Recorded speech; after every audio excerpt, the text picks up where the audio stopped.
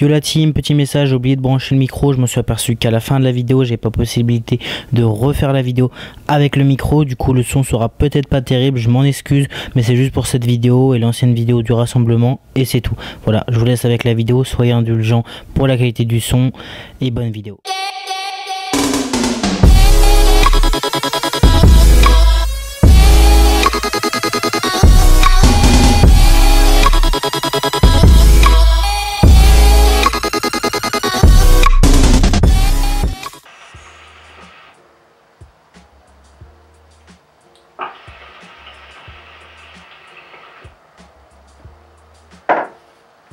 Et yo tout le monde, c'est Dixon Chicha, j'espère que vous allez bien, mais en tout cas ça va super.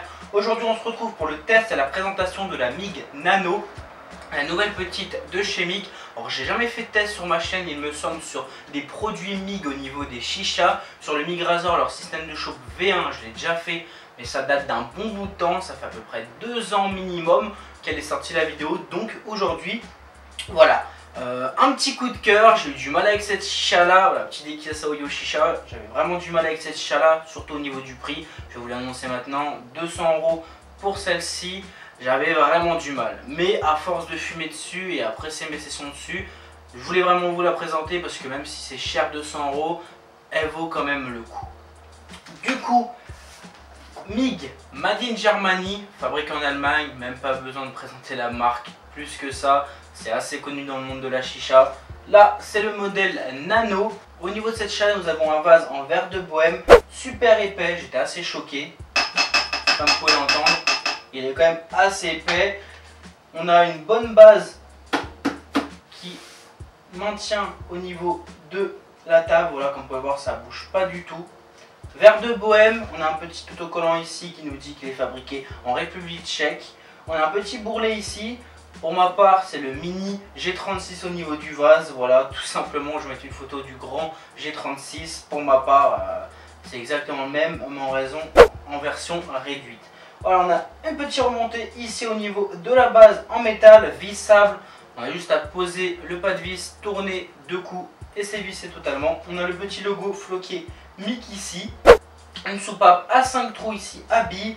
Son connecteur tuyau avec son petit embout métal connecteur tuyau qui est fourni avec, qui rentre sans joint. On a une petite partie en métal ici, voilà. Au niveau du design, ça se rapproche énormément des grandes MIG, mais là on a juste une seule partie. Connecteur en 18/8 juste ici, comme vous pouvez le voir. Alors on peut mettre n'importe quel récupérateur de molasse et colonne en verre. Bon, au niveau de l'esthétique, mieux partir sur des tout petits récupérateurs de molasse, style Devil Smoke par exemple, et bien d'autres. Après on peut mettre des colonnes en verre, bon pas trop grosses, sinon ça fait un peu disproportionné.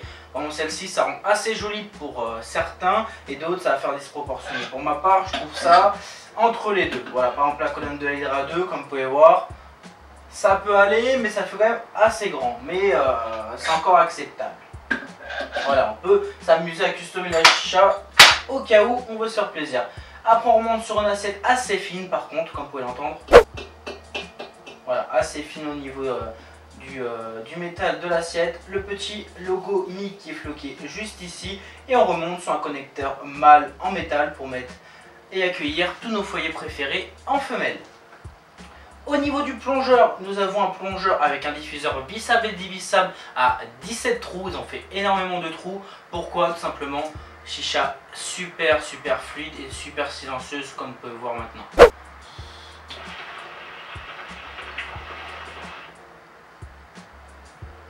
Comme vous pouvez l'entendre, elle fait presque aucun bruit. Devant un film, c'est juste parfait.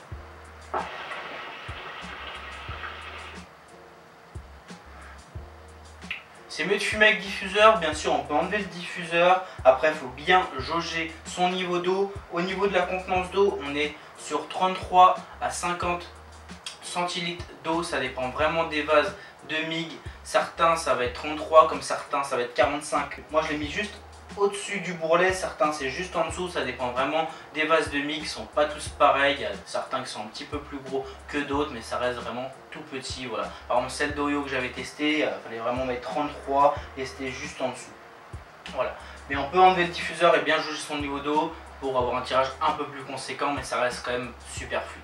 Elle fait à peu près 30 cm de hauteur, on est sur une petite chicha au niveau de la taille.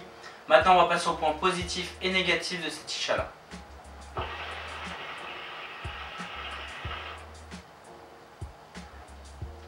Pour les points positifs, le design de la chicha qui est juste magnifique. Voilà, pour ma part, elle est toute petite, elle est super simple, elle est juste super belle.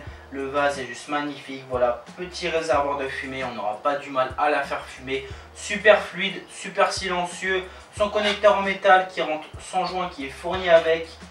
Son petit adaptateur en 18/8 pour mettre des récupérateurs de volasse et des colonnes en verre.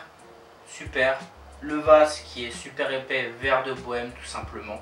Voilà, au niveau des points positifs, j'ai fait le tour. On va passer aux points négatifs maintenant, bien sûr il y en a. Pour les points négatifs, la soupape qui fait pas très bien son travail vu que c'est assez étroit au niveau d'ici. Ça vide la fumée du tuyau, la mauvaise fumée du tuyau, mais au niveau du vase, il n'y a aucune fumée qui part du vase.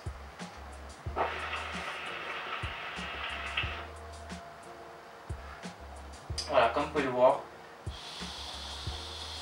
Voilà, c'est tout. La fumée du tuyau est partie, mais celle du vase, rien du tout.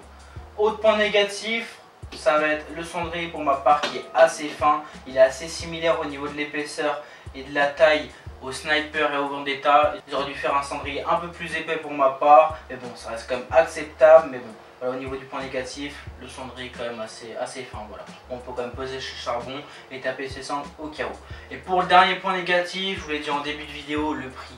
200 € pour ma part, c'est assez excessif.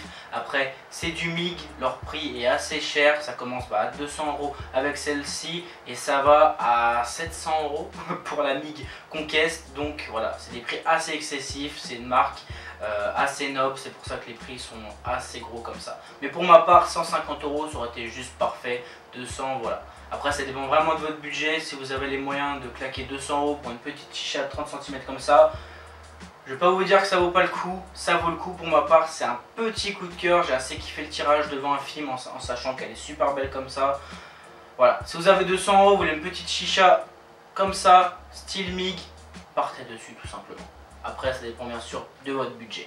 Voilà au niveau des points négatifs et la présentation de cette chicha là. En tout cas, moi je la kiffe, juste le prix qui me dérange un petit peu. J'espère que ce test vous aura plu. N'hésitez pas à lâcher plein de pouces bleus et à vous abonner en dessous de la vidéo et à partager la vidéo au cas où ça vous a plu. Les liens sont dans la description pour retrouver cette chicha là, boutique physique et boutique en ligne comme d'habitude. Je vais tirer encore quelques lattes, on se retrouve dans une prochaine vidéo.